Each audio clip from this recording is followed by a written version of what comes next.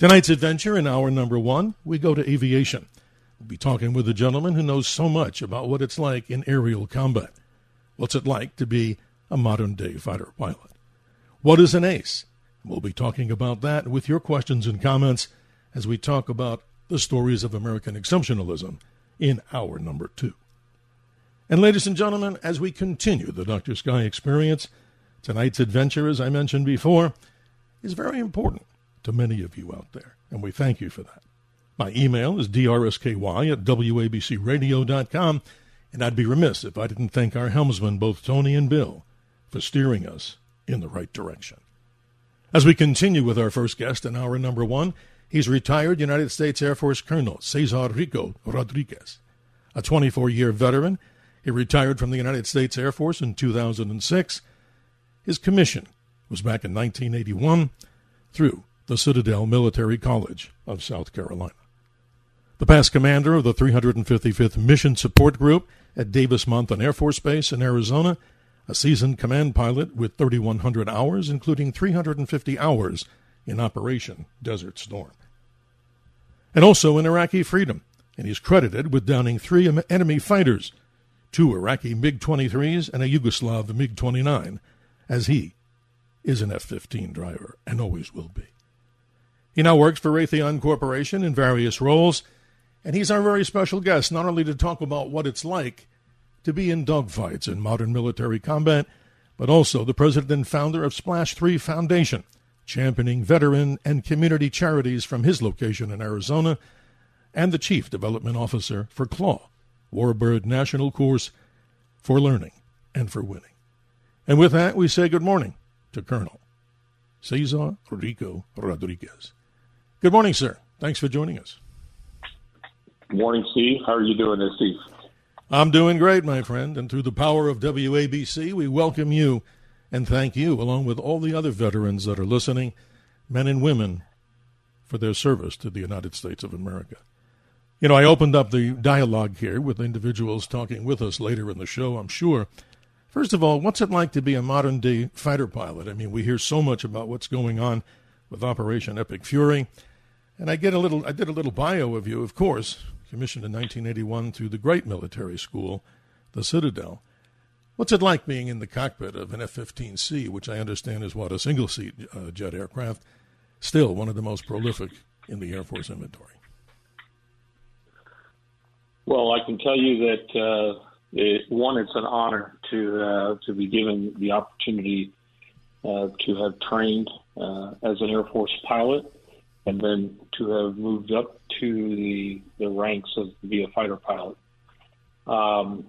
It doesn't happen by yourself. There's an amazing organization that the Air Force brings to the table to help you achieve the successes that you can achieve. And then, of course, you have the foundation of family and friends and community and peers that are all part of the process to help you, eventually get in. But the just being in the cockpit first can, to be a little bit overwhelming, and of course it was in the first many sorties. But once you start to become comfortable with the airplane and you start to become comfortable with the tactics and the procedures, then you can start to explore the entire envelope of the airplane. And that's when you're ready to go to war. And events like Red Flag and all the different training scenarios that we get to go through, they are all there to prepare you for that eventuality. Except in training, no one's shooting at you. So exactly. You have to cross your own hurdle. Absolutely. Again, ladies and gentlemen, we're being joined by somebody. Again, we salute our men and women of the United States military, those that gave their lives, and also those that continue in service, and those of you who have received honorable discharges for the long duration that you are in. Who is he? It's retired United States Air Force Colonel Cesar Rico Rodriguez, 25-year veteran. And as we'd like to describe to the audience, I know this is very difficult for a person like myself on this side of the microphone who's never been in a situation like that. I don't know how I would handle somewhat the claustrophobia maybe for some in a combat, type situation or in a military aircraft. So what goes through your mind? I mean, talk about this if you're so, inclined to do. What's it like to be in that particular situation? I mean, your heart's going, you're obviously out there you have to have good vision. What's that experience like for people who never experienced that? They read about it, they see movies. Let me hear from you. Yeah, it's wow. That's a great question because every sortie is an emotional roller coaster. There are good sorties and there are sorties where you go, oh my God, I'm glad I'm still alive. The environment of the cockpit is what I would call very friendly, in that many generations of fighter pilots and airplanes back from World War II all the way to the present have been part of the development of the cockpit. So the cockpit's more pilot friendly. It's able to bring into to the pilot sensors, weapon systems, radio communications. All of those things come into you in a way that it makes you appreciate what has happened before you, but also you get to be part of the next generation of platforms. So in the F-15C, we had an amazing history that ultimately delivered the F-15C, and the McDonnell Douglas Boeing team did a phenomenal job with the airplane, and then all the weapon systems and all the radar systems came together very nicely. To the point where the F-15C still has a record of 105 air-to-air kills to 0 losses. Interesting. It's amazing. And still flying is what? The iteration, there's an actual beyond iteration, if you'll describe it, beyond the F-15E, the Strike Eagle. Isn't there a new F-15, kind of like a super F-15, if you'd be kind enough to describe that? Yeah, the F-15EX is the next generation of the F-15 lineage. Amazing capability. Obviously, 20 years of development beyond the F-15C. So, the engine systems are better. The pilot or weapon system officer integration is better. And it's a completely new airplane that still shows that it's going to be dominating the skies when it's operationally fielded. And of course, the F-15E is the came before the EX, and again, an incredibly powerful platform, able to accomplish many of the missions that are happening around the world today. And our tribute to all the men and women flying current missions as this continuing. We're hoping that, of course, we're hearing President Trump coming to maybe some conclusion here that will excite many people who don't like war. Nobody loves war. But as we continue to talk about Operation Epic Fury, this show dedicated not only to pilots like yourself, sir, but of course, all those in active duty situations. You're born in El Paso, Texas, and you spend a lot of your life where? In Puerto Rico. This is interesting. Talk about your early days and what got you the compulsion to move forward. And also, I understand you're also a successful Eagle Scout. I want to talk a little bit about what that means to many people out there if they're not even sure what an Eagle Scout is. Please continue.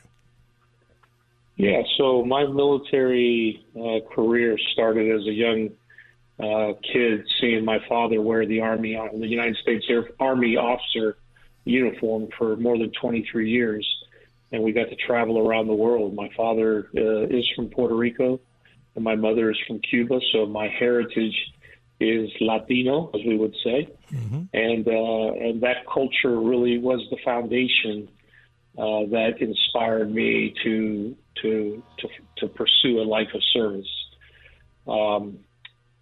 There were so many unique opportunities as a young man growing up, and one of them was the opportunity to join the scouting community, and so I was able to be a Cub Scout, a Weevil Scout, and then eventually became an Eagle Scout.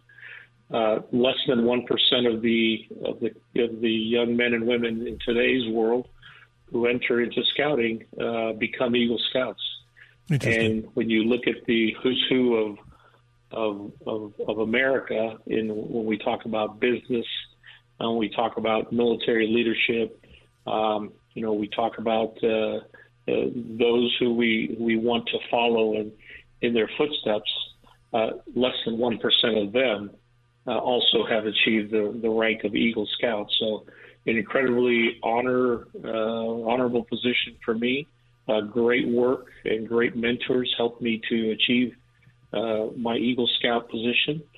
And in today's world, I still find a way to give back to the young men and women who are committed to the scouting programs, and they're doing phenomenal work, and they will continue to be the backbone of the leadership needs of our industries, of our communities, everything.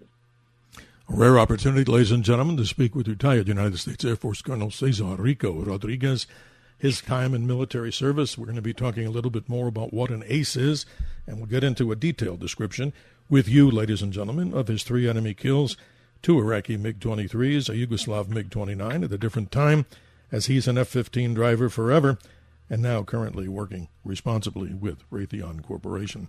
Going back, Colonel, to the Eagle Scout, if I'm correct, there's 21 merit badges that the person has to attain, and now they're saying, and I'm reading this, 2.75 million Eagle Scouts, I guess, to date.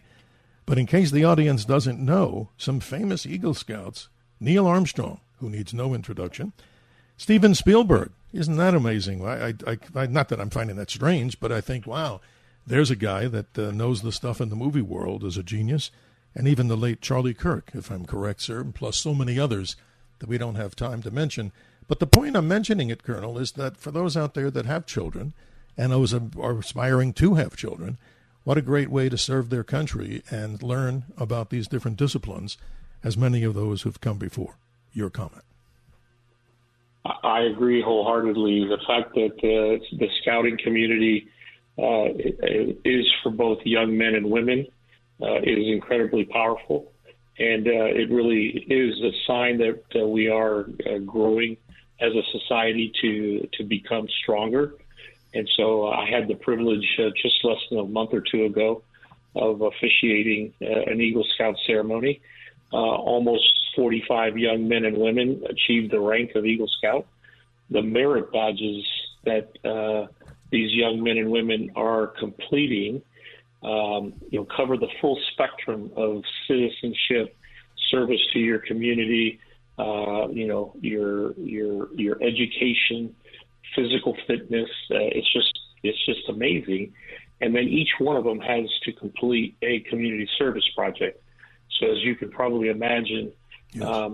When you listen to the short description of each one of their community service projects, you start to realize that where we are today in America and around the world, because scouting is a global organization. It's not just in the United States, but around the world. We are in such a good place for these young men and women who are achieving the rank of Eagle Scout to be our future leaders.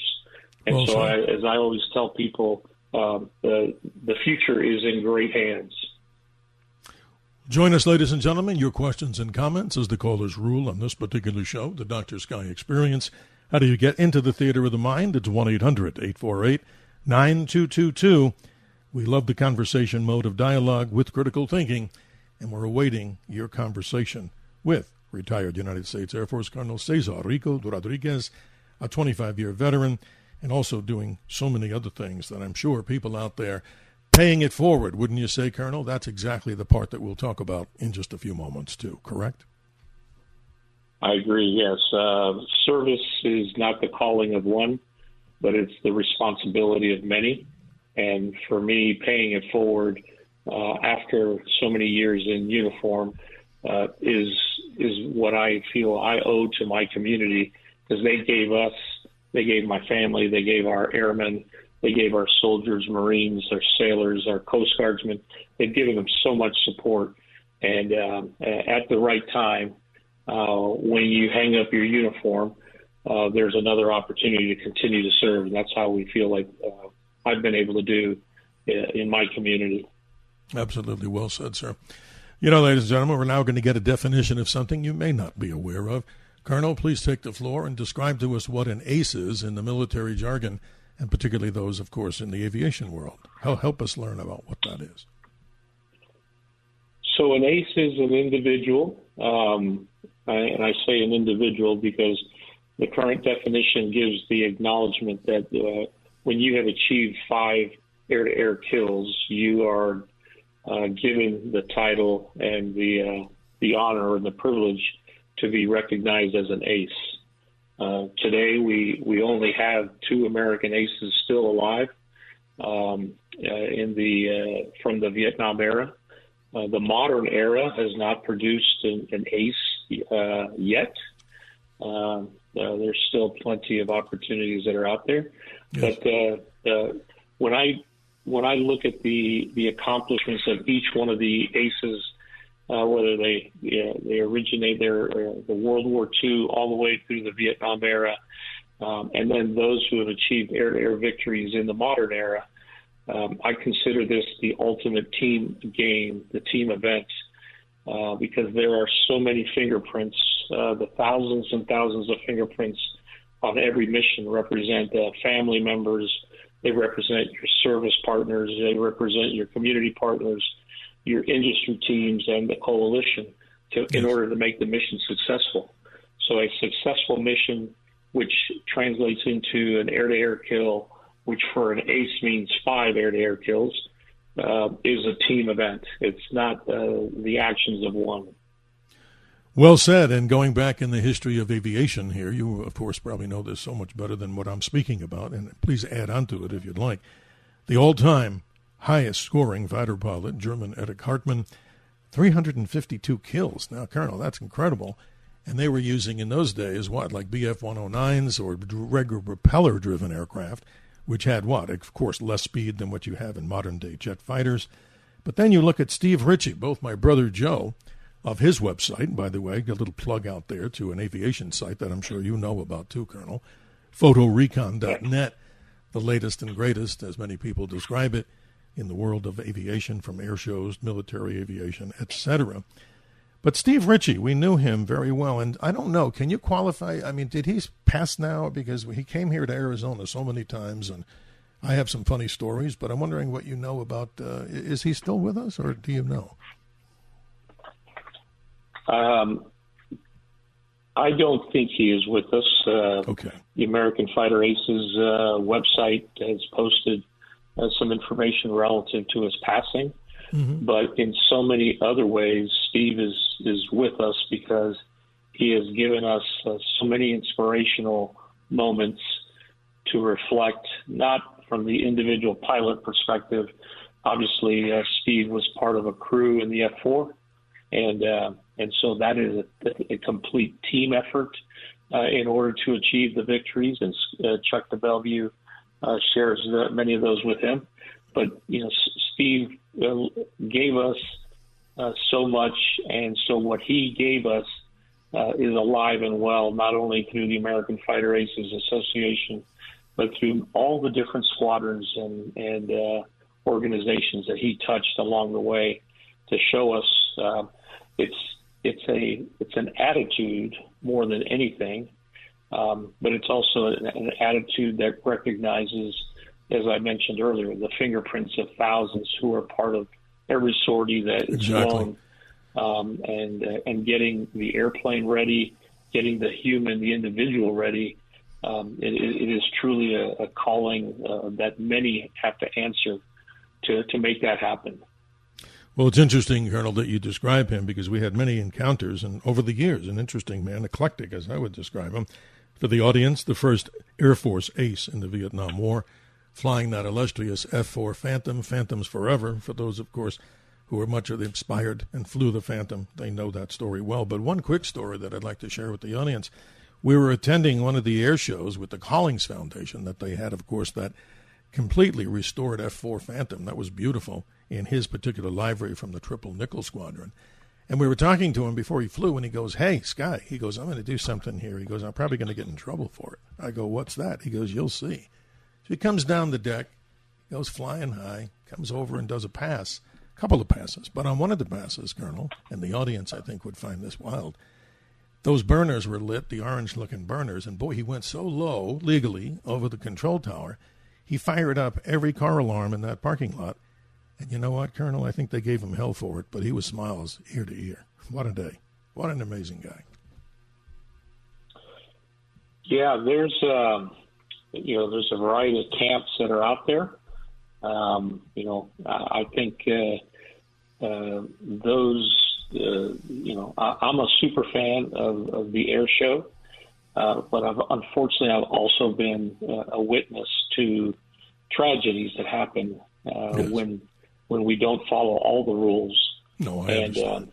And so I think there's a fine line, there's a balance, and sometimes we need to remember that there is a bigger calling than the individual, and so I'm 100% for a great air show, but I'm 110% for flight discipline, acknowledgement that you say it so well. that we have to do all the right things.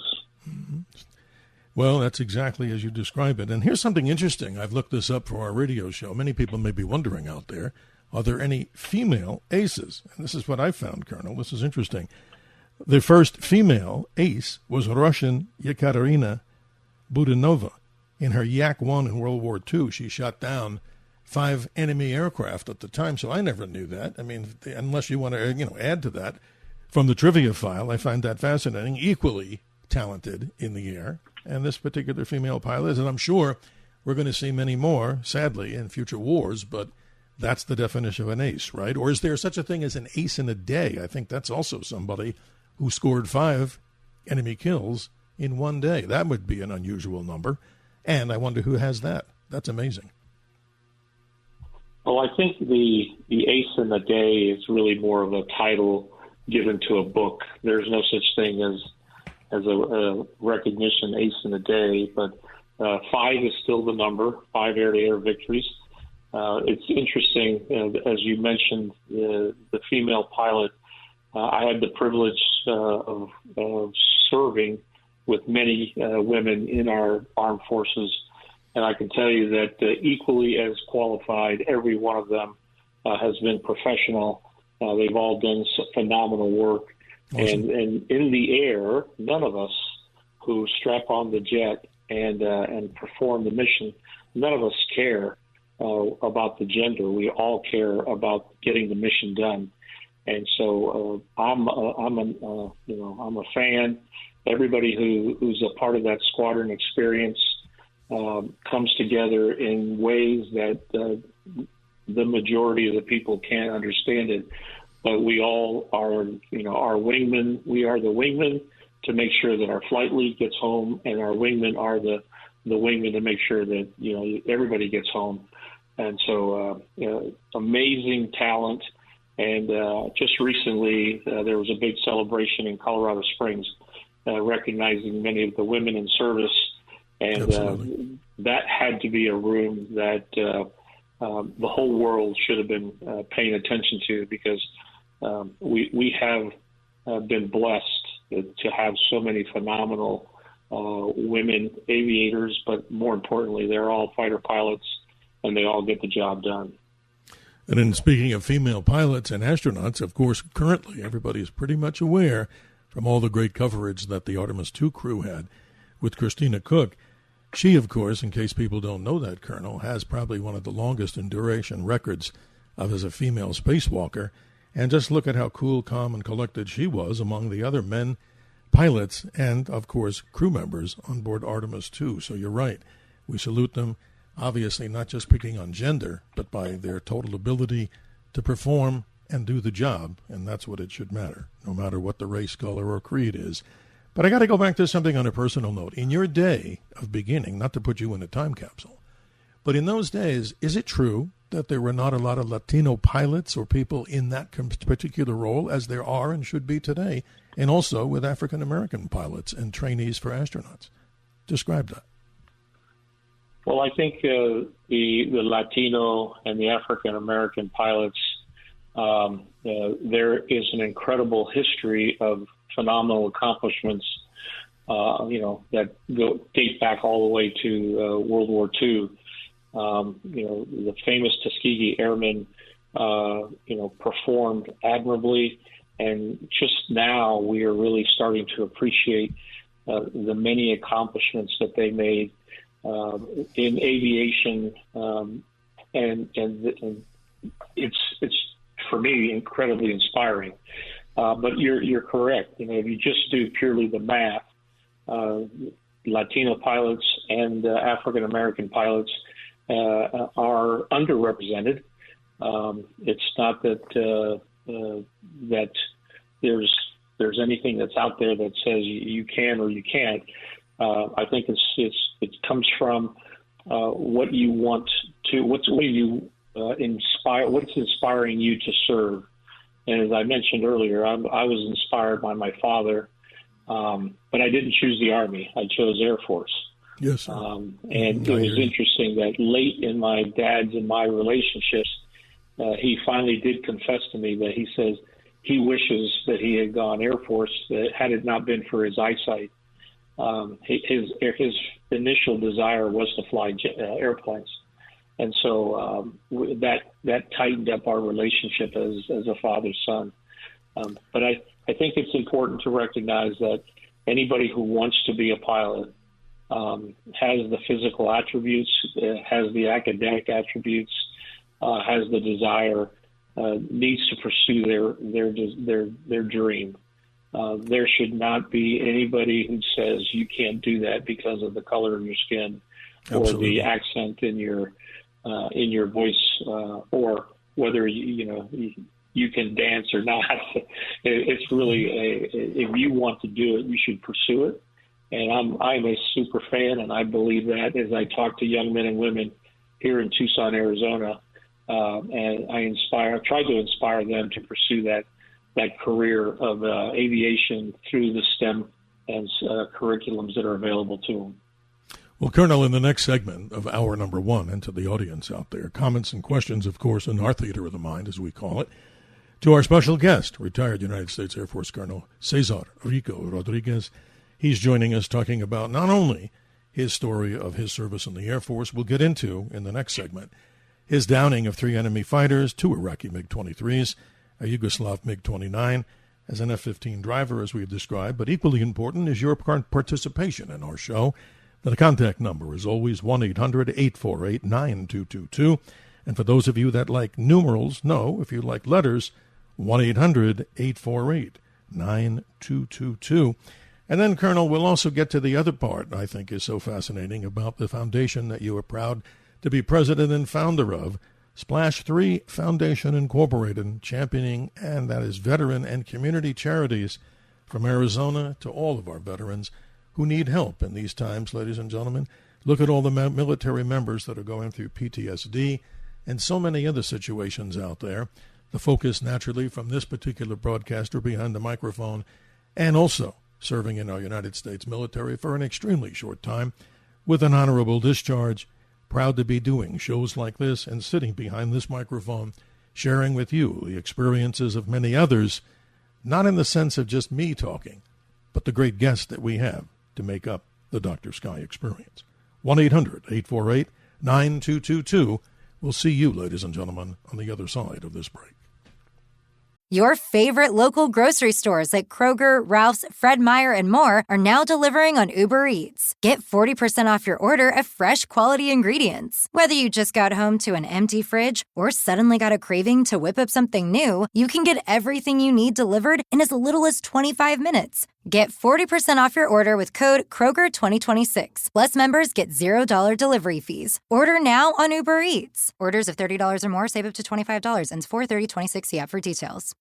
This episode is brought to you by MGM Plus. From and its horrors returns for season 4, centered around a town that traps all those who enter. Terrifying creatures that come out at night. Horrors some wished had stayed buried. Where desperate hope leads to darker truths. Dangerous new arrivals, a sinister figure, a shocking revelation. From season 4 premieres April 19th on MGM Plus. Some doors should remain closed.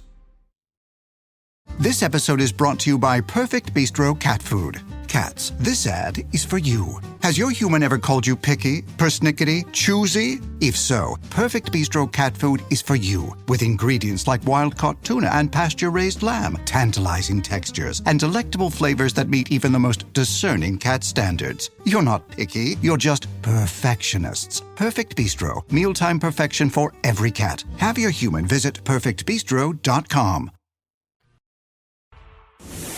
This is the Dr. Sky Experience. Always look to the sky. 77 WABC. Now, here's Dr. Sky. Hi, this is legendary pilot Dick Rutan, who was first to fly nonstop around the world. And you are listening to the Dr. Sky Show.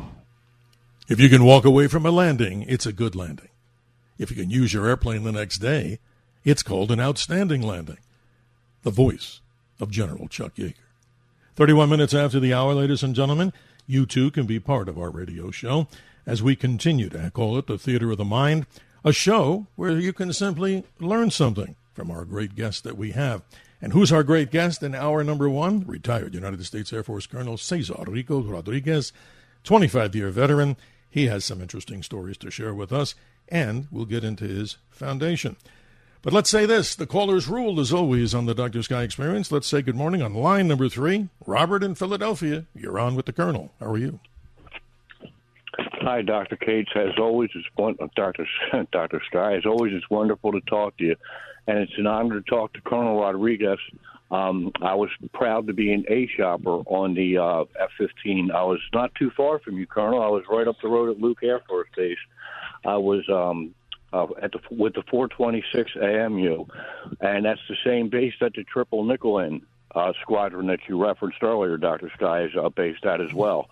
Yes. And I'm 18 years old, and I'm on the flight line, and I'm thinking, I'm the luckiest man in the world to be here. You know what I mean? It was such an honor to work on that plane with its record.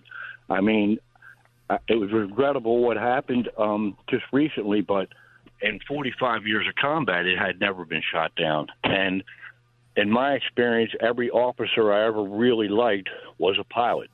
But why I'm calling is because I'm familiar with it, but my information is dated because I separated back in 87.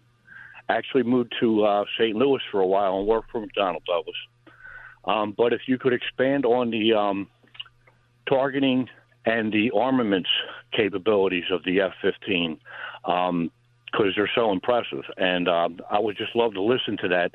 And thank you for taking my call, Dr. Sky, and thank you for your service, Colonel Rodriguez. And you guys have a great night, all right? Well, Robert in Philadelphia, you said a lot, and thank you for what you've done to build F-15s so pilots like Colonel Rodriguez can fly them. How about that, Colonel? Interesting story from Robert. It's a phenomenal story. So first I want to say, Robert, thank you for being a dedicated Eagle Keeper.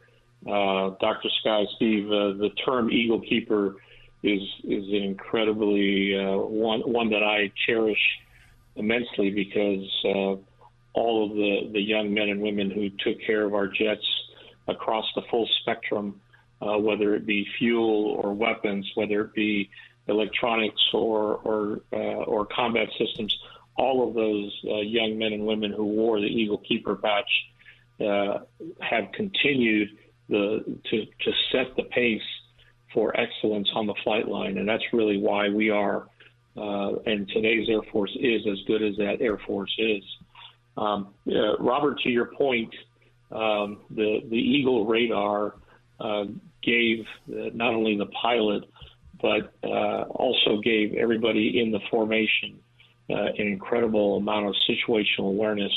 I don't want to get into the ranges, but I can, as you can probably appreciate, extremely long range ability to locate, identify, and then ultimately target the hostile threat. It also gave us the ability to surgically identify where the friendlies and the foes were. And then the weapon systems that were being developed from the Sparrows to the current AMRAAMs, the weapon systems that allowed beyond visual range and multi-ship targeting. All of those kind of advantages is what a great team delivers to our Air Force every day. And in today's world, where you see the improvements that were made to the cockpit and the radar and the weapon systems, you see that carried over into the F-22 and the F-35. And so we've been blessed by the talent that the Eagle Keeper community has started with, and then ultimately transitioned to the current team of keepers of the Raptor and the F-35. And rest assured that those technology partners, whether it be Raytheon or Northrop Grumman, Boeing, all of those partners that are out there helping to make the platforms more lethal, more survivable, are 100% committed to the mission. So, Robert, thank you for your service. And you served in more capacities than most, because not only did you serve in uniform, but you also served with the Boeing team to help us produce the F-15 and the lineage that is now carried into the F-15EX. Well said, Colonel. And Robert in Philadelphia, always a pleasure to listen to you about your stories relating to the topics on the Dr. Sky Experience. Let's go rapidly to line number 4. Another Robert, this time in North Carolina. Good morning, Robert. You're on with Colonel Rodriguez. How are you? Good morning to Colonel and Steve. I'm an aerospace avionics technician. So my responsibility was to test anything that the company put in front of me as a subcontractor for the prime contractors. Anything from circuit boards to finished sub-assemblies that were going to be put into the frame of an aircraft, such as in the cockpit or somewhere else on the plane. It had to meet the specification, testing it, or it fails. And I could not use my test stamp. It was an honor and a privilege for me to get that test stamp, because I know that putting that test stamp on the travel log meant that it meets every spec that it's supposed to, and when it's put in the plane and goes on a mission, it's going to work. And some airmen and women are going to go out, complete their mission, and come home safe. Well, Robert, thank you in North Carolina for your testimony here. Time, of course, I want the good colonel to respond. I wish we didn't have time constraints on everything, but according to the laws of physics, we do, and we accept it. Colonel, Robert says some very interesting things about supporting people like yourself that are flying these amazing warbirds.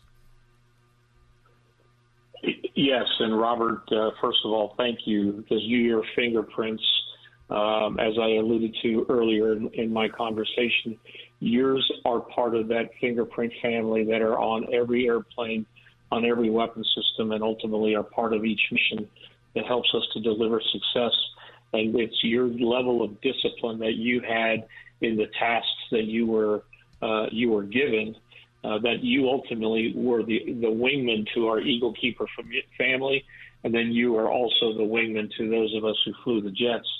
An incredibly demanding task that you had, because what we would do in the air could not be replicated on the ground. So whether we were pulling 9Gs or we were, screaming at 600 miles an hour or climbing to 55,000 feet, those aren't things that can be tested on the ground, but you had to have the confidence in your skill set.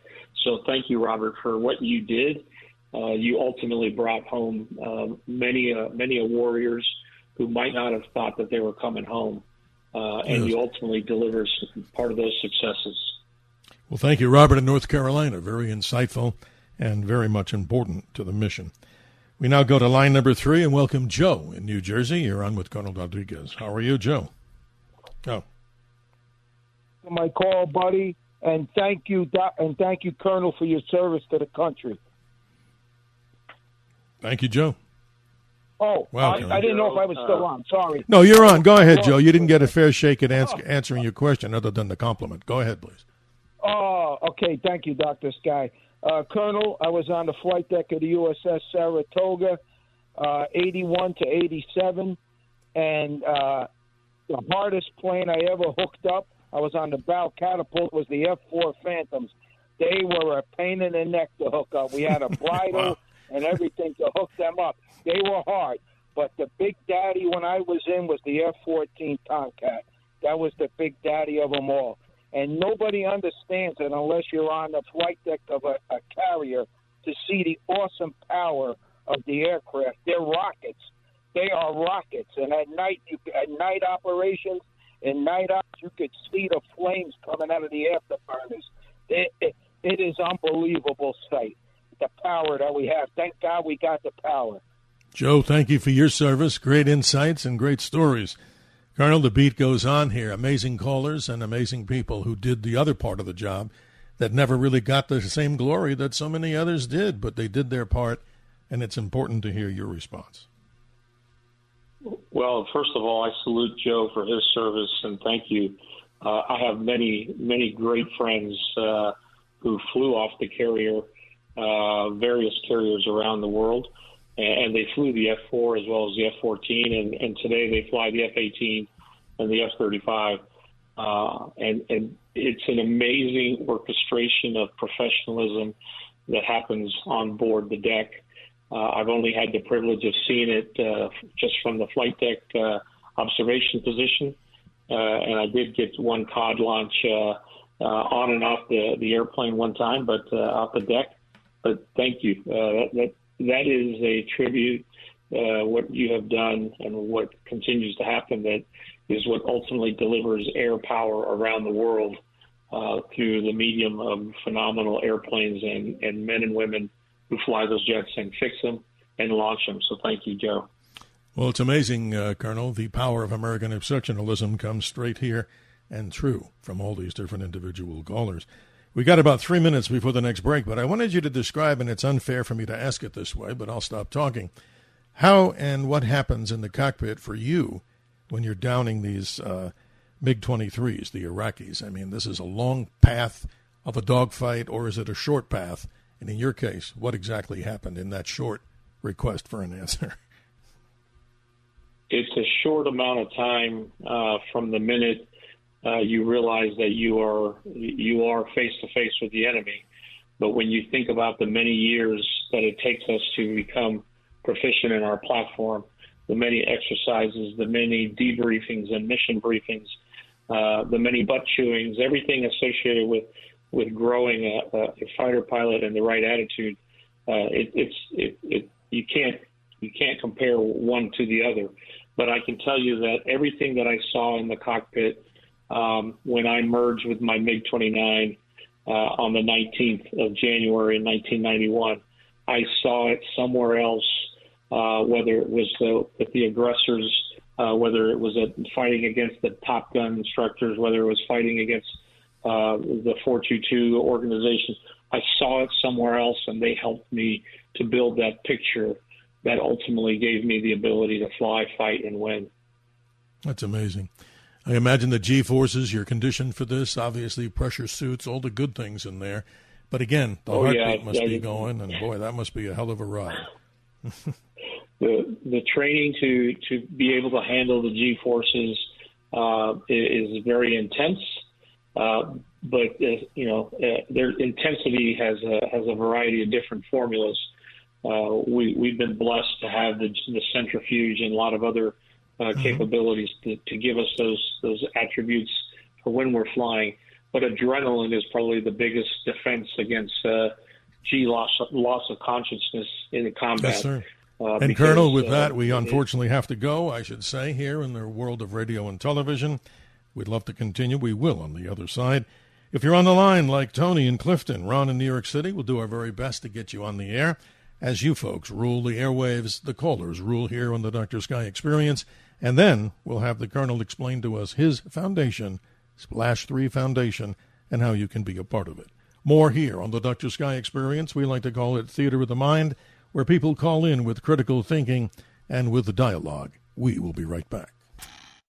Are your ad campaigns lighting up the dashboard, but not the pipeline? That's bullspend, and marketers are calling it out in Dashboard Confessions.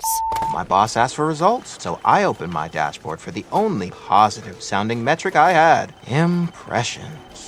Cut the bull spend. See revenue, not just reach. LinkedIn delivers the highest return on ad spend of major ad networks. Advertise on LinkedIn. Spend $250 on your first campaign and get a $250 credit. Go to linkedin.com/campaign. Terms and conditions apply. Pepsi Prebiotic Cola in original and cherry vanilla.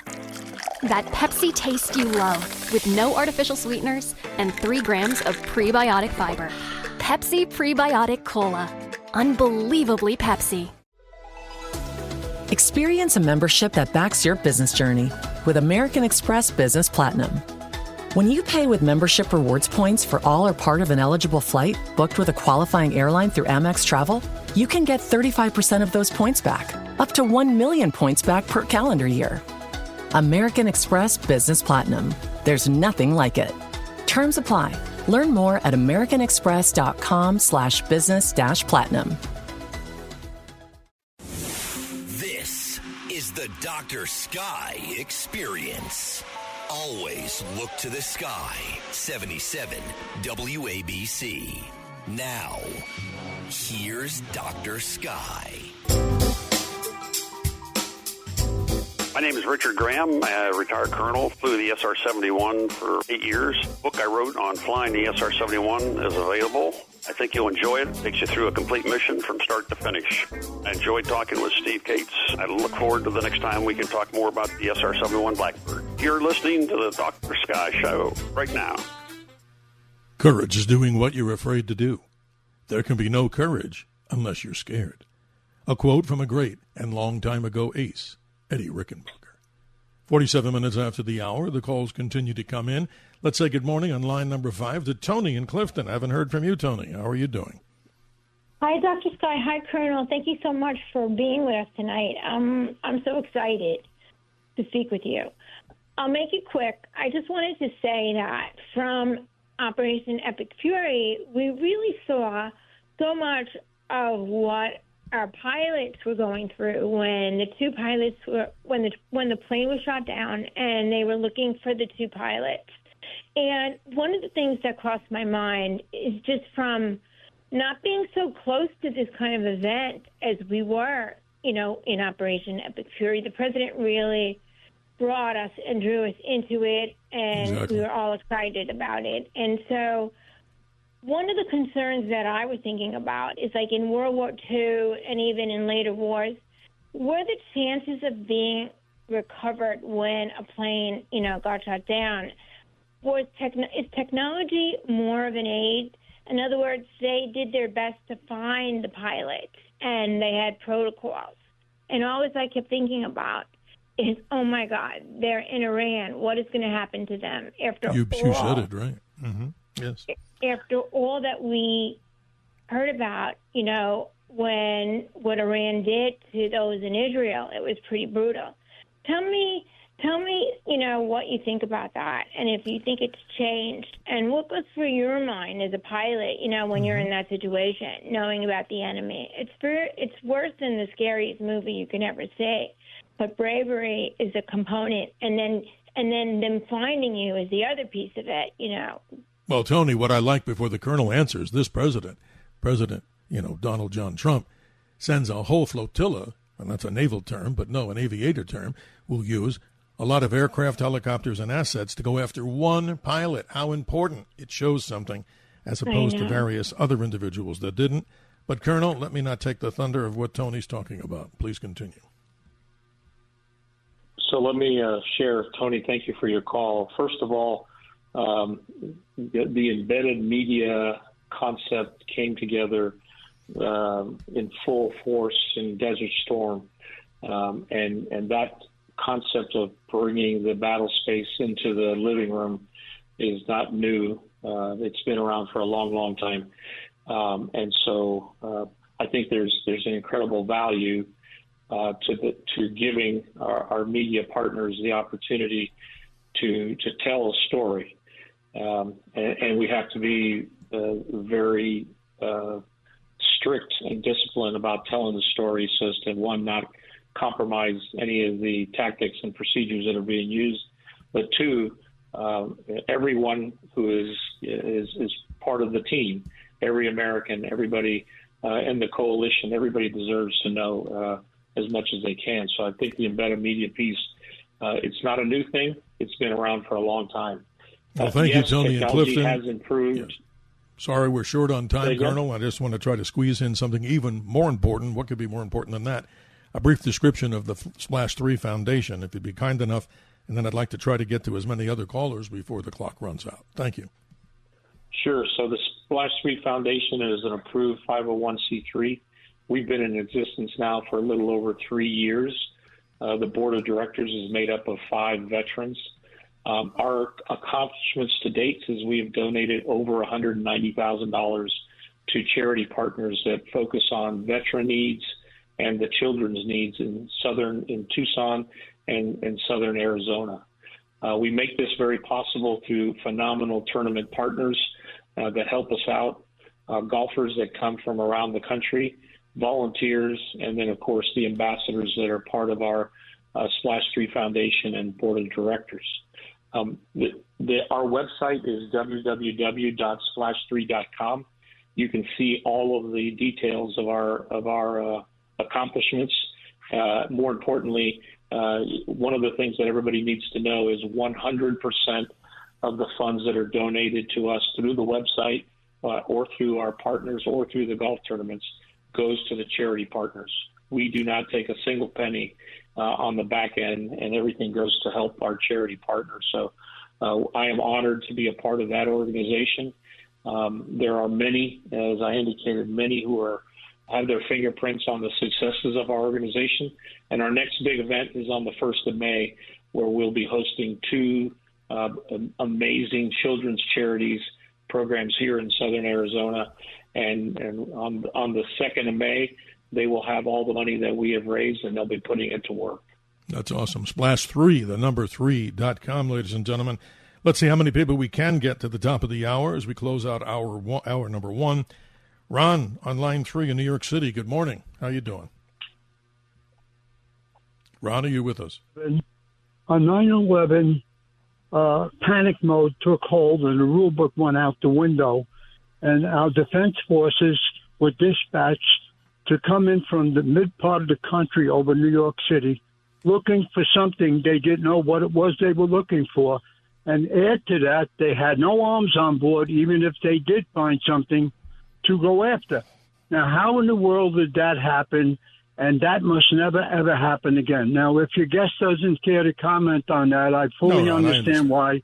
Totally. Thank you. I'll listen on air. Thank you. Thank you. Ron brings up an interesting point, maybe out of the realm of the conversation, but you got the floor, sir. I will say that 9/11 did catch many flat-footed. I will also say, Ron, that I believe many of the airplanes that did launch in support of missions that flew over New York did have at least one air-to-air missile on board. So they had the ability to do part of the job, not the full job. We've learned a lot since 9/11. We're stronger for it, but it doesn't mean that we can rest on the accomplishments of those that have come before us. Everybody's got to plan for and prevent a future event similar to 9/11. Let's squeeze in if we can go to line number 2. Joe in Phoenix, Arizona. Joe, you're on with the Colonel. Hello. Just want to say what an honor it is to be on with Colonel Rodriguez this evening. Self-proclaimed F-15 nut from birth, I would say. I've loved the F-15 forever. Just wanted to say that this is a great interview you're having tonight.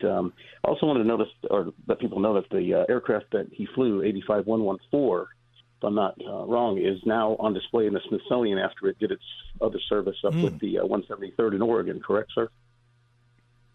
Joe, you're 100% correct. 114 is sitting peacefully at the Udve Hazy Center. She continues to serve as an inspiration for young men and women who are motivated to develop strong teamwork skills. She continues to serve as an inspiration for aviation enthusiasts through the STEM curriculum. And I can tell you that 114 will not just be sitting there parked. There's an amazing amount of energy that's still coming from 114 and I had the honor of flying her for both of my air-to-air kills in Desert Storm. That's amazing. Thank you. On line 2, Joe in Phoenix. Let's go and see if we can get one more call as we close out hour 1. Line 4, Rudy in Richmond, Virginia. You've been patient. You got about a minute and a half, sir, but go ahead. Colonel, I was a 6510 CRS at Edwards Air Force Base. I was able to wrench on 16s and 15s. Would you agree that the key to the success of the F-15 over these 50 years is the simplicity and the ease of maintenance of the PW power plants? That's a loaded question, Rudy. I really appreciate it. I didn't want to start a whole thing at this time It's of all the right, night. my I'm friend. just curious. Nothing like PWF 100s, though, right? Absolutely. Absolutely. Aim high, Colonel. Thank you, sir. Thank you, Rudy. It's amazing. Yes, isn't that interesting, Colonel? In 1 quick hour, it goes faster than the speed of light, as they say, because it is at the speed of light, but that's incredible. But again, thank you, sir. I hope we can meet sometime. I mean, I'm here in Arizona, so are you. And I want to mention this proudly. The gentleman who called in, Joe, in Phoenix, that's my own brother. And you know that, Colonel. And the reason I asked him to call in, he's kind of a little shy on stuff. But, hey, I want to promote his site to everybody listening out there, and I think you'll all love it. He and Dave Budd, his wingman, photorecon.net. And I think you, Colonel, would give it a high mark. If you would give it a review, I think you'd say outstanding, correct? I agree wholeheartedly. And, Steve, thank you for the opportunity. I just want to share one last thing, that the strength of our military is our people. And so I thank everybody who supports the men and women who wear the uniform or are thinking of wearing the uniform. But remember, service is not just because you're wearing a uniform. Service comes in all capacities in our society. And we all are part of the team. And so I salute my community partners, my industry partners, and I ultimately salute those young men and women who are serving or are getting ready to choose to serve. Thank you, sir. Well, thank you for your time, Colonel. Hope we do it again, and you keep us updated on the evolution of the aircraft that you've flown once to fly again.